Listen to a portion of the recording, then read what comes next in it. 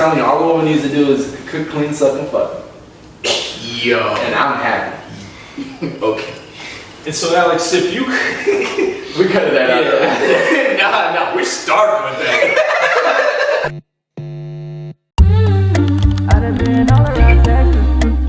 Welcome back to another episode of the Mud Media Podcast, episode 5. Mud puddles, mud fam, mud squad, something of that nature. Mud bloods. I don't know if we can say that, but Crips.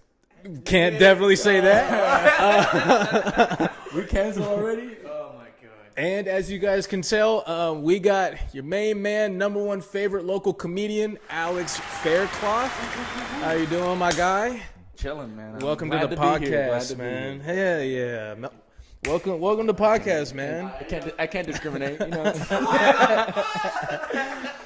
Hey, man, this podcast episode with you is long overdue, man. I'm so glad we were able to get to this point now. Life has been crazy, right? Absolutely. So, yeah, man, you know what? Hey, go ahead. Yeah, man. Welcome. Hey, cheers. Cheers, man. So, I almost took a drink out of the mic. I'm not even So now that we're here, man, let the people know, man. First off, shout yourself out. Where can they find you on your socials? How can they reach you, find out info about your shows, anything? Yeah, so I post everything on, Alex Faircloth Comedy, Instagram, Facebook, TikTok. Also, Mud Media helps me and, pushes all my stuff, and I really appreciate that, of course. But, we're the that's best. where you can find me. Yeah, man. Hey, Mud Media is always going to be a platform for the people who always trying to put themselves out, man. So, I put out. I don't know that. You definitely No, hey, don't know. How long have we been friends, Mike? Man, too damn long, man. That's what, Yeah. I think since like 5th grade, man. 20 years? 19 years?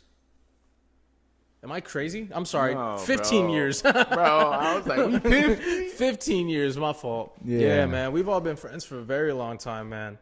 So it's kind of crazy that we're here now. Dude, honestly, we gotta get the whole Bronx Squad on here at some point. I've been telling. No, Yeah, that's not. No, we need Tariq.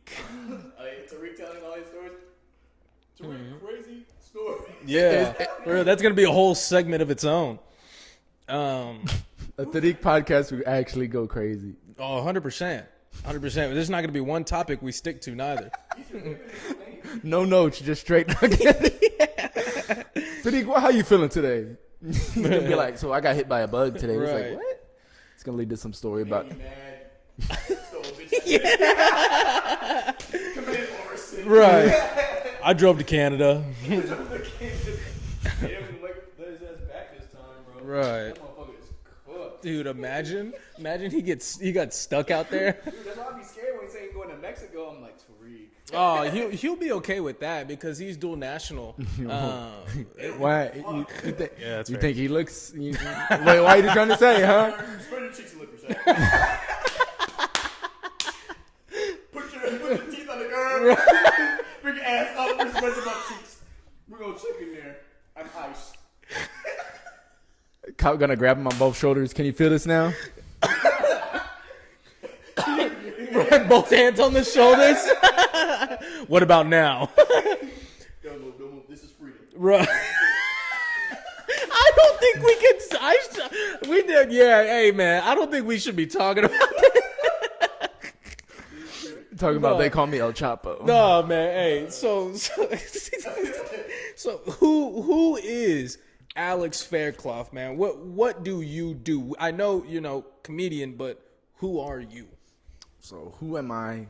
Comedian, hard worker, beaner, Mexican, whatever you want to call me. I got a baby on the way, so I don't know what you call me. Yeah. Congrats. No. I didn't do much. It was like 5 seconds of just. And Yeah. that. Hey, man. What would you call me? A half dad? What would you call me? You're a father. You're a soon to be father. I'll take that. Soon to be father. Nah, he's still present.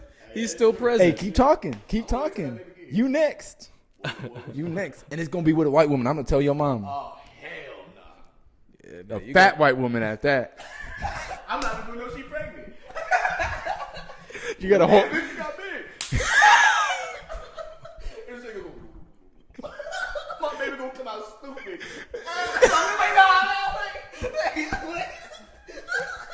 Hey, that bitch got a litter in there. That bitch got a.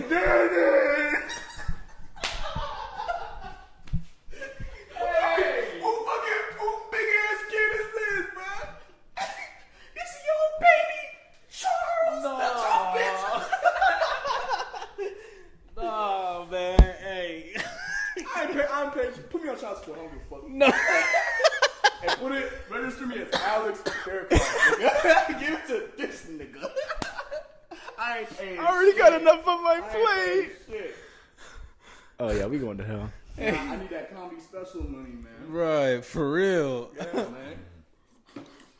Man, you don't even know comedy don't pay like that. You did pay gigs already. Yeah, that's true. How many have that? I mean, but comedy doesn't pay like that, especially at the lower ends. Yeah. It's not until you're like a high end, What's like the craziest show you did? craziest show. Like craziest story you got? Like, didn't you get drugged at once? So I accidentally signed up for Kill Tony. I've never even really told y'all that story. Mm-hmm. I got on Kill Tony. Y'all know I bombed. It was my 6th ever time on stage. The person who told me, they didn't inform me about the podcast. They just said, it's a podcast. You're going to be in front of some people, and they're going to judge you on how funny you are. I thought it was going to be like American Idol. I didn't know there was going to be a crowd. Yeah. So I just waited in an alley full of people. Mm. And then I show up, and there's like hundreds of people. Isn't that crazy that like Kill Tony is kind of just like they pick your name out of a hat Yeah. and that's it, and you got your name picked? First time signing up. That's crazy. People sign up for years, and they don't sign up. My first time signing up, I got on. Yeah. God damn. What was it like when you like got on and you saw like that big ass crowd and you see Kill Tony at the table with all those people and stuff? That was the first and only time I was nervous on stage. Damn. And you could tell, like, you could see it. It was like, of course, my 6th time doing stand-up. I don't know what's funny at that point. Mm-hmm. So doing that, bombing, really just, it kind of set the tone for my whole comedy career.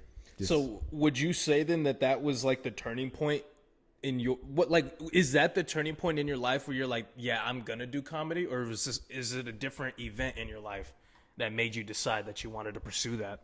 I mean, so I would say that event made me double down. Because, of course, I was going, maybe once every 2 weeks. And after that, I was going multiple times, like doing at least, 5 to 10 shows a week or open mics at that. Yeah. But I would say the turning point was moving from Corpus to here. Live with my mom. I wasn't really doing much. And literally, I was driving to HEB, go running an errand. And I thought to myself, what am I doing? And I literally drove to the open mic. I didn't even go to HEB. I drove to the open mic. My mom was mad at me because I didn't cook that day. Yeah. Drove to the open mic, did my thing, got off, and I was like, I'm going to continue doing this. Damn. So you left your family hungry to go tell a couple half-ass jokes, huh? That baby gonna be hungry, big dog. To that born-in family, you gotta do this established. Yeah, the fact that you just decided and forget cooking for the fam, I'm gonna go do comedy.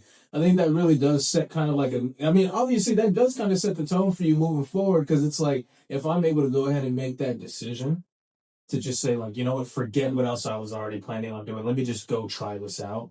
And how did you feel when you were before and after that open mic? Before, I wouldn't say anxious, but I was eager to just go on stage. And it was also the same thing. It was also a bucket pull for that specific open mic.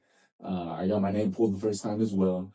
And afterwards, it was just nothing but full bliss. And I was like, I know I'm going to do this, and I'm going to continue to do this. Mm-hmm. And when you did that open mic, did you have anything written, or it was just off the dome? Off the dome. And the funny part is, nobody laughed. I was like, man, all the energy I put into this world, but as soon as I got on stage and I grabbed the mic, I knew it was for me. Yeah. I didn't mean to laugh. It's just the fact of like the face you made when you said that. True stories. You're gonna hear a lot of stories about comedians going on stage first time and they don't do it. It's actually completely normal. Mm-hmm.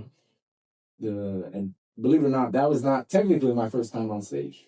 Mm-hmm. My first time on stage, I was 8 years old, telling jokes. What? In like school? Like talent show? Talent show at a daycare. And I was telling jokes, not jokes. Mm-hmm. Actually got kicked out. Really? What did you say? Yeah, how do you get kicked out of a daycare talent show? Hey, what type of knock show? So I was doing some knock jokes. I don't remember. They were kid knock jokes. But one of the jokes that I said was, all right, I'll tell you. Go ahead. There's 3 kings. No, there's one. My bad. One king and 3 noble knights. Mm-hmm. The king says, "Go get me some ping pong balls." The first knight comes back with 100 ping pong balls. The second knight comes back with 200 ping pong balls. And the third knight comes back with nothing, just scratches and bruises all over himself. And the king's very upset. He's like, "Hey man, where are my ping pong balls?"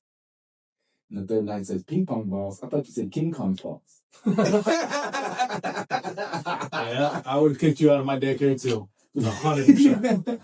You gotta take me out. I was 8 years old. That was the funniest joke I heard in my life. The fact that you told that at 8 years old is pretty crazy at a daycare. I bet you got killed too. And no, there was just nothing but gas. But gas was also a good thing you want to hear during the time. Yeah, but at 8 years old, when in front of like adults and stuff, right? Like people taking care of kids. Kids were laughing, snickering. They didn't want to laugh out loud. And the parents, "Oh my god, you need to leave." That was the original. Nobody said that. What did your parents say? Were they there? No, they weren't. They weren't. No, damn. Okay. Because they were. No, but they weren't there at that show. No. Okay. And how do you decide what topics are off limits for your material, if any at all? Like, do you have any topics that are off limits? I knew you were gonna look at me, bro. Nah.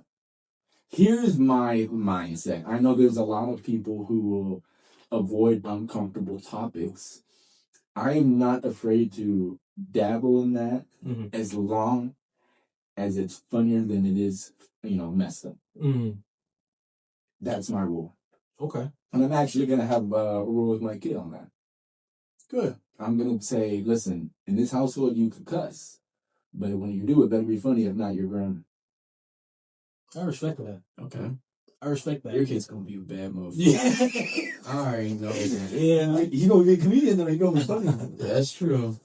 Yeah, that's a solid rule. I mean, a lot of people probably wouldn't agree with that because not many people want their kids to be cussing. But I think in an open household of communication like that, as long as you instill that and you stand on business with that, I mean, it could really work out to you in your favor. Yeah, and all of that, if you really think about it, if the kid grows up, not saying the word, they're going to probably say more often than they would out there. If I train them this way, they're going to say a lot less often than what it does. It's going to have meaning. Training like it's a dog. Yeah, it was just train them like a pet. I ain't saying, bro. I grew up with like a bunch of pets anyway. Yeah. I mean, I guess, yeah. Well, you guess, bro. I guess. Yeah. Bro had a snake, a rat. How many cats? 2 cats. 6 cats. Yeah. No, It was 3 dogs. It was 2 rats, by the way. So it was 2 rats. It was a snake, 3 dogs, and then 21 cats. 21 cats. That's Petco. That's Petco. We have more than Petco. God damn, bro. You bought Petco, niggas. Y'all should have been paid for it. How can we help you? Give me everything. Right. I want them all. You should have started your own franchise, dude. A whole pound. Could have, bro. They've been retarded ass cats, though. 21 of them, shit. Look at me.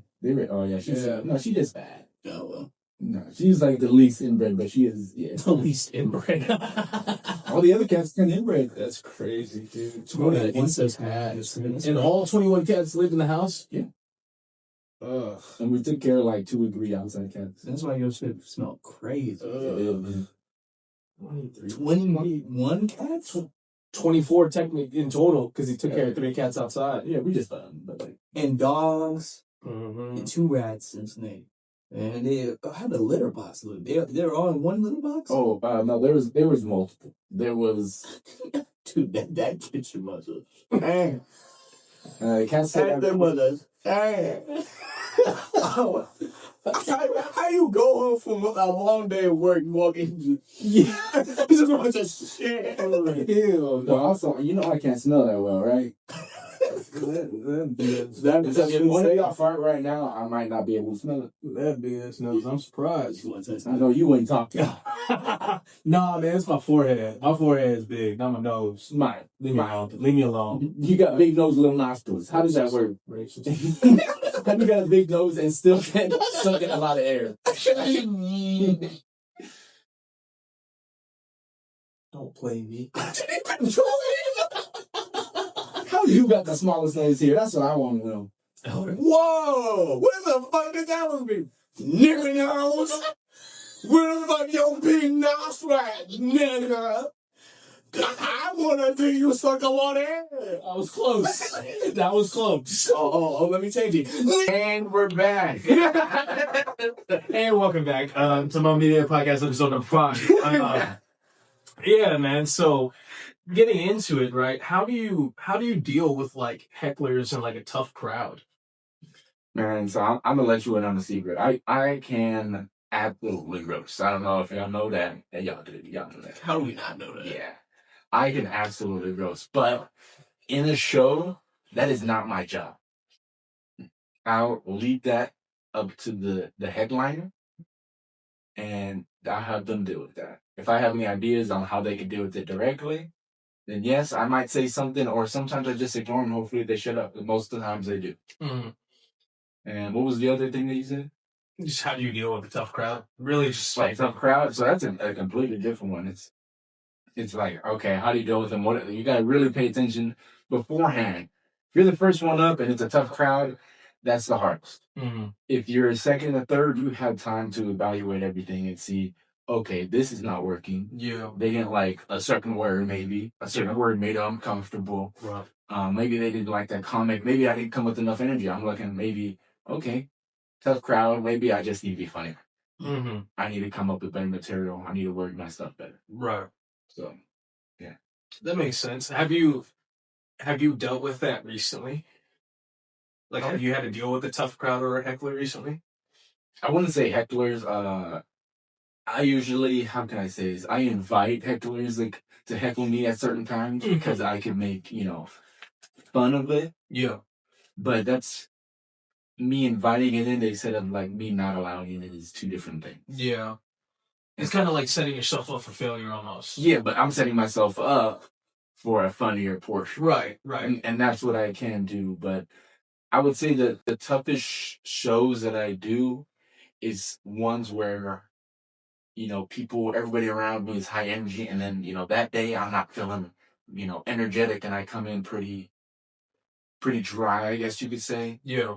And those are what usually my roughest days Mm-hmm. right there. And I'm like, okay, next time bring my energy up. I mean, I should know, but sometimes I just can't even compete with guys that are they're just, yelling, screaming into the mic. I don't do that Yeah. stuff. And have you thought about doing like crowd work? Or have you done crowd work before? Yeah, I mean, I've dabbled into it. Again, that's something like as not being a headliner, that's not my job. Mm-hmm. I can do it, and and I have done it with other people, strangers, people that I know. Nick. Yeah. Oh shit, that was funny. I think I was there for that one. Yeah. When you look at me, fuck you, Nick. I started dying. Oh shit. Yeah, and it's just I can do it, but I know I can do it in the back of my head, but I'm proactively trying to avoid doing that. Right. You're more so just trying to get your material out, not mess with anybody. And not only that, especially at open mics, when I'm just trying to work on something. Yeah. Why am I going to waste that on a one-time joke that's never going to be used again? More likely than not. Yeah. Yeah. I'm working on my material. And leading into that portion, right?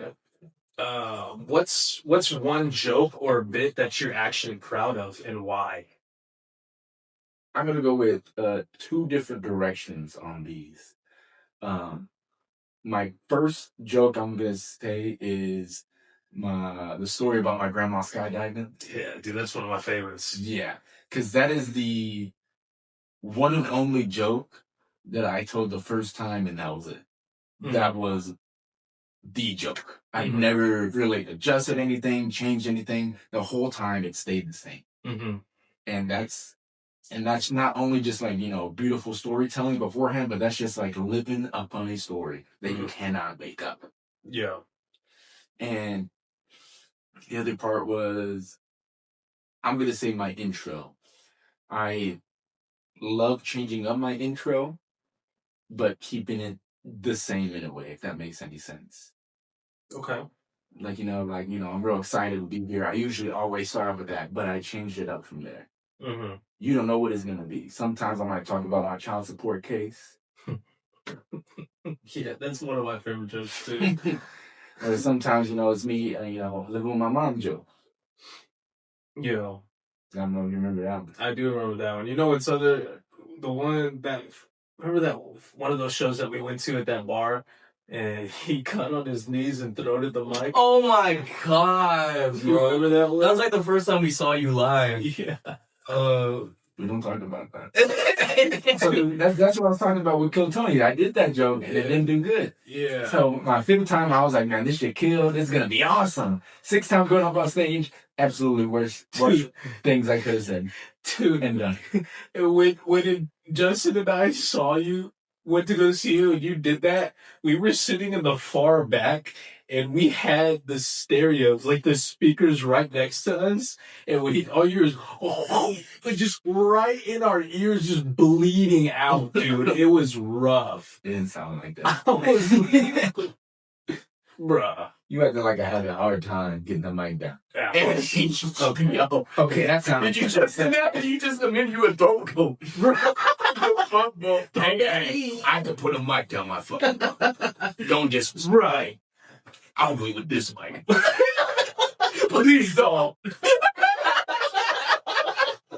I thought about it. Yeah, man. Nah, man. So what's honestly one of the best questions I have here, honestly, and I really want to get like your insight on it. Is do you think comedy has changed in the age of social media and cancel culture? Absolutely. Social media has changed everything. It's crazy to me that more people should be comedians than what they actually are. So first off, social media has changed people from being comedians to being social media people, just like funny people, I guess you could call them. They're like, no, you should be doing stand-up. You shouldn't be doing, social media, funny posts, things like that. You're funny, do stand-up.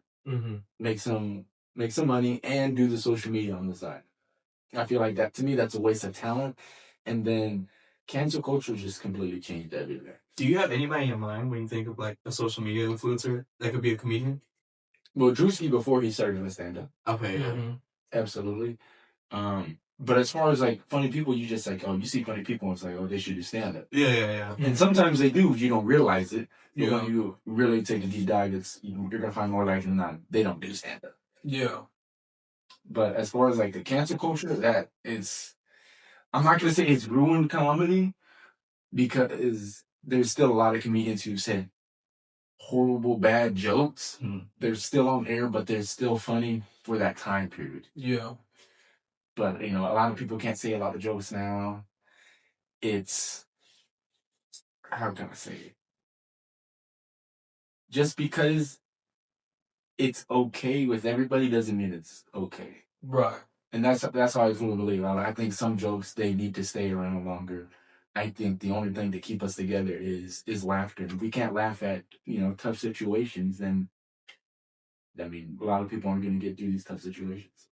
And do you think those people who you see that are just social media influencers making funny skits and stuff, do you think they don't pursue comedy, like stand-up, because of cancel culture? Or do you think maybe it could be like they're making so much money off of these videos they're making on social media that it might be a pay decrease if they pursue comedy? Yeah, no, it's not a pay decrease if you're still doing social media. Right. Absolutely. But what people don't want is, the feeling of being uncomfortable. When you're on stage, you're going to be uncomfortable. You're going to have you're gonna have days where you absolutely, kill, like everybody laughs, you're so hilarious. Mm-hmm. And then you're gonna have days where just nobody laughs. Everybody just looks at you like, well, what are you doing here? You shouldn't be here. Yeah. And a lot of people aren't comfortable with that. But that's something I feel like a lot of people should do, is just be comfortable with being uncomfortable. Yeah. Amen. Yeah. No, I like that. I like that. That's a bar right there. Speaking of uncomfortable, I have a question for you. Oh, Go ahead. Alex. unlimited number of back shots. For no money at all. From Terry Crews. I'm a sucker.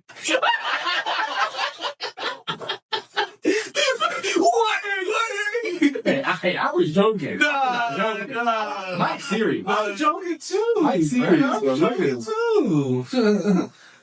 All right.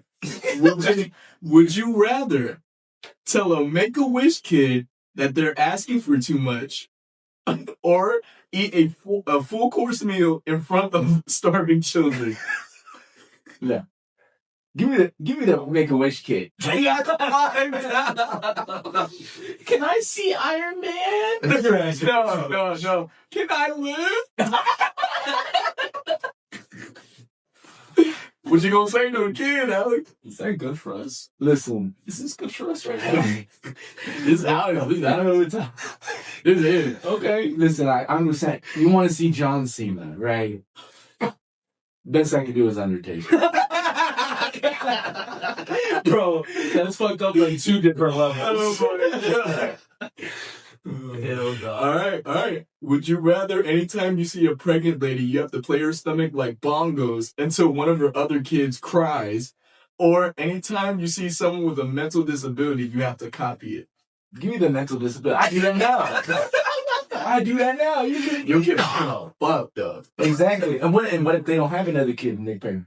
You just keep eating. Oh, you just keep doing. And now you be doing domestic violence, bro. Yeah. Domestic violence. Listen, I'm canceled, but at least I'm not in jail. All right. Hey. All right, bro. Hey. All right. Let's see what you think about this one. This is Wait, hold on. smart, intelligent math. Yeah. Would you rather say a slur every time you burp? Say the slur.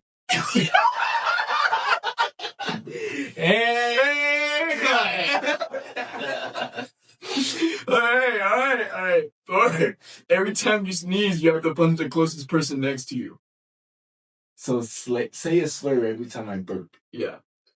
Or every time I sneeze, I punch somebody. The closest person, yeah. Again, would you rather me beat women or be a little racist every sometime? I knew you were gonna go. No, hey, give this motherfucker a Sprite. Right. Oh, You don't get it? No, yeah. Oh, okay. Yeah, we're the comedians here, buddy. Tough, bro. Listen, I'm also. I thought the joke will kill. Fuck you! We wait for the lights. Right, Put the laugh track. Right, I was going to say, give me the remote so I can put this track on, man. I'm pretty sure they can tell, but I'm a levitatism dog. I think we talked about that. Hey, man, I think at this point, I think we all are. We. Nigga speaking French. We. Hey, man. Do you have any more or you want to? Yeah, I was in GT. No, I wasn't. Dude, if I took the test. And you failed it? I failed it. Sounds about. Them niggas just because I was black. Right. Is that what you said, Jess? No, I cried.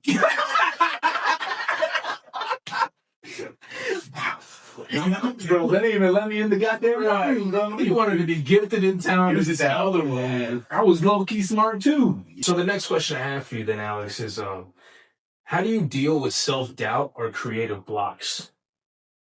So this is the beauty behind kind of like the mastermind, I feel like. Even though I know y'all don't perceive me as smart, I know I have a lot of like doubt in myself sometimes, but I know that comes from a place of like putting myself in high standards. I see y'all putting in work, and I'm like, okay, I should be doing the same thing. Mm-hmm. So even though I'm doubting myself, I realize it's for the betterment because I'm trying to better my comedy, better myself. So I'm like, I know right now, maybe it's not, I'm not in the best place, whether it be regarding my set or whether it be in life, but I know it should be for the betterment. And as far as creative block, I think for me, whatever comes to my mind, I just write it down. Mm-hmm. That's the easiest thing. The hardest part is when you have a joke written out and it's good, you say it on stage, and it does not work. Mm-hmm. And now you're back to the drawing board. That's where I have my creative block. Mm-hmm. Okay, how can I make a certain word funny? Or should I keep this out? Why have I had so much words in here? This needs to be condensed. How can I do that? That's where my creative block really comes into effect. Mm-hmm. Okay. And do you experience creative block a lot, or do you feel like because you're always constantly thinking of things and realistically, you're probably funny about 16 hours out of the 24 day, right? Are you constantly just thinking about different jokes, or is it just as you're going about your life really, or your day, it's just things pop in your head and let me jot that down. So it's, yeah, like that does happen. Like that stuff does pop in my head. And I'm like, okay, that's funny. Write it down before I forget.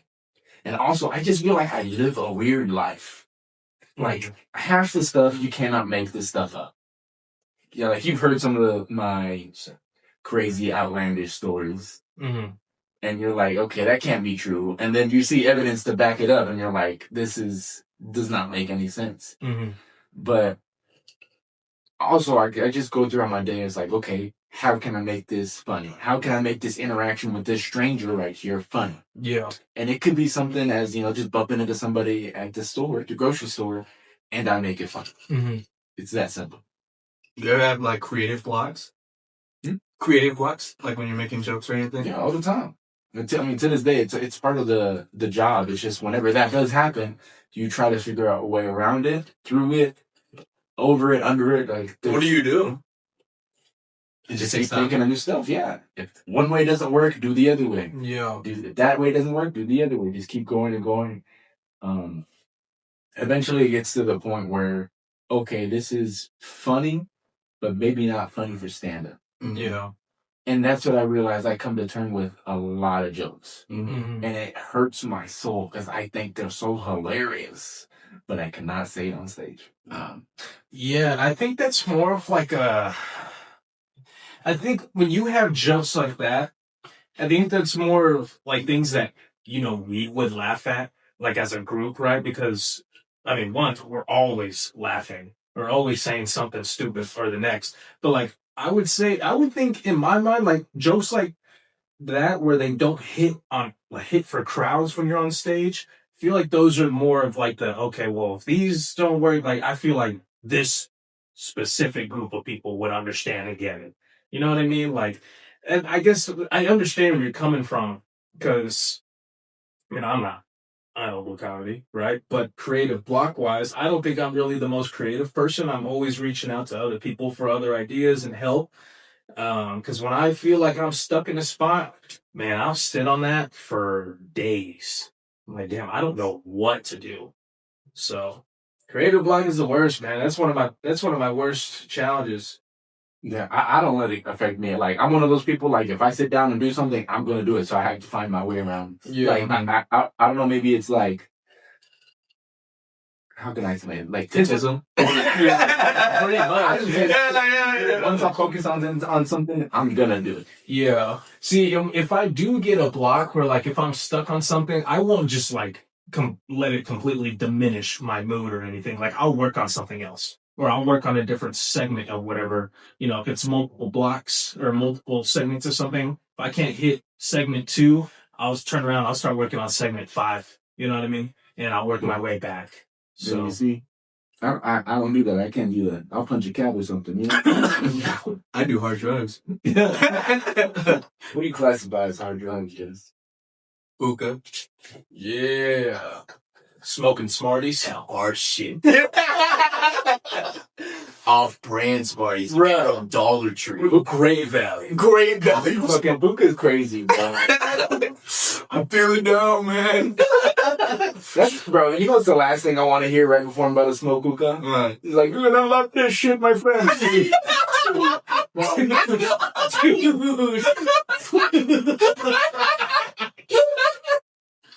I don't want to smoke anymore, bro. I don't want. Where's this been? Dude. What's this? Dude.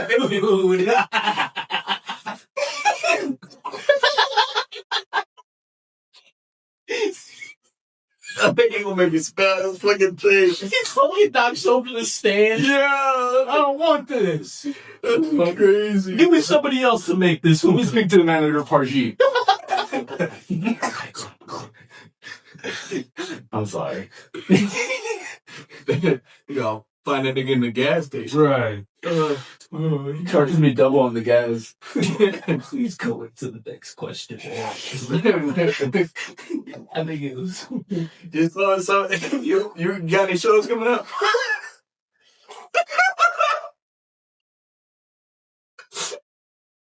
Find more, Alex. So you focusing on being a father, man. Fatherhood. Focus on building your family, strengthening it financially, emotionally, mentally, physically. Hopefully we get to see some shows out of you soon, man, so we can get out there and put some content up for you. But other than that, man, if you could open for any comedian, living or dead, who would it be and why? I'm telling you, there's a lot of tough choices. I could go with some of the GOATs, you know, Richard Pryor, George Carlin. If one's still alive, of course, Dave Chappelle. Banger. But I'm gonna say two comedians that I really looked up to growing up that I kind of modeled everything after. I'll say either Ralphie May or Patrice O'Neal. Okay. Patrice is a great one. That is a good choice. You never heard Ralphie May? Ralphie May, no. He's the white Patrice O'Neal. Put that on.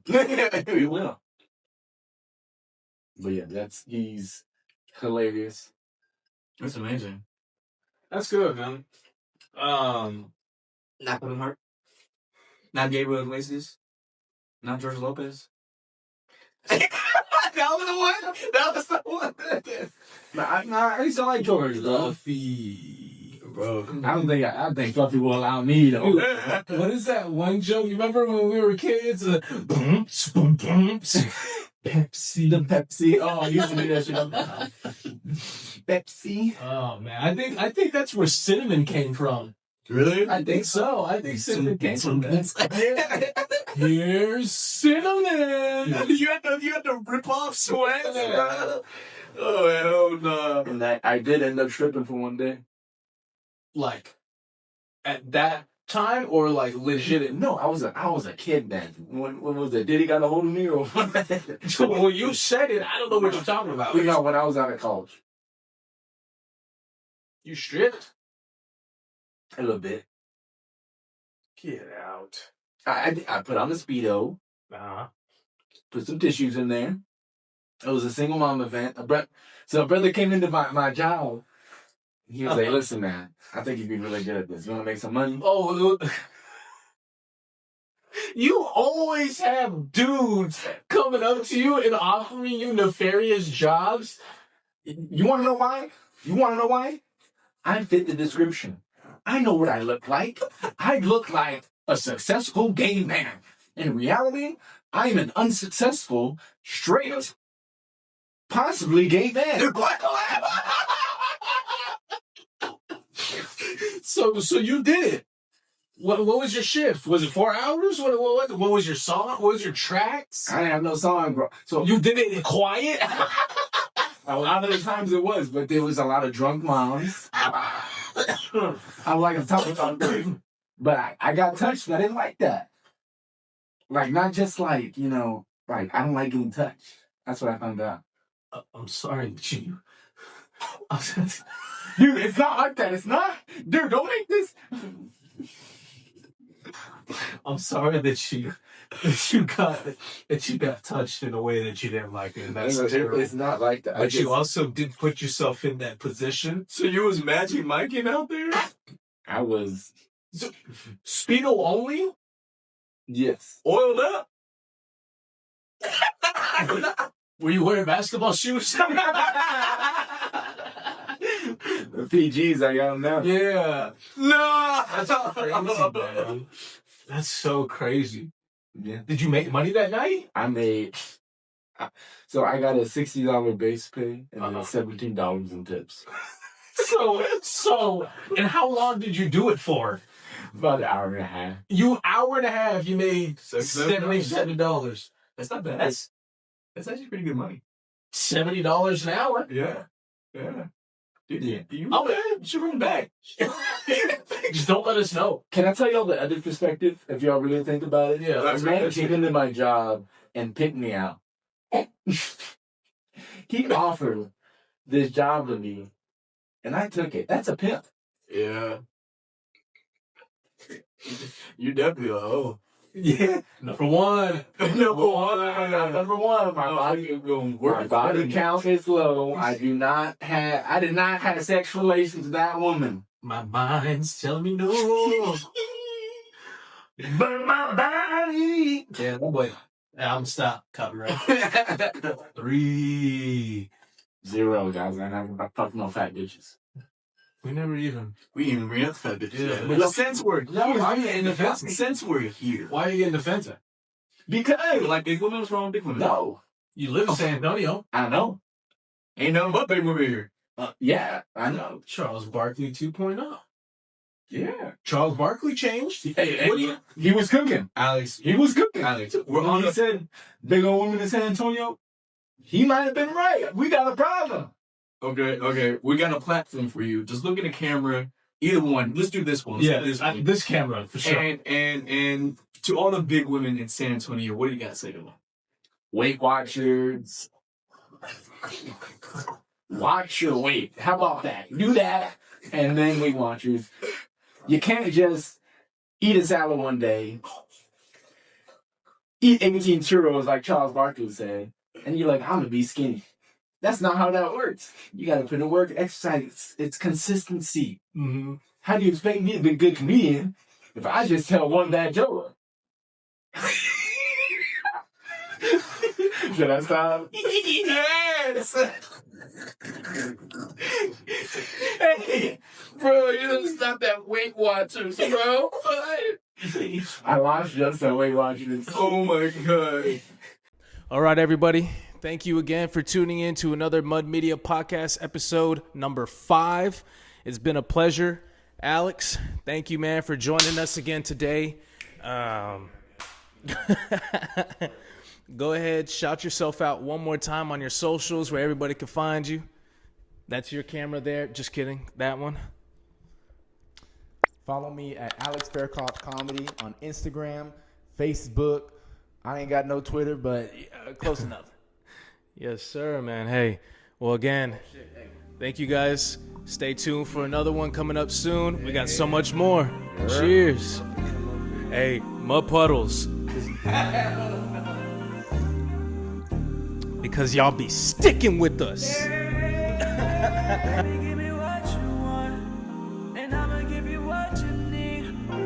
I don't wanna try to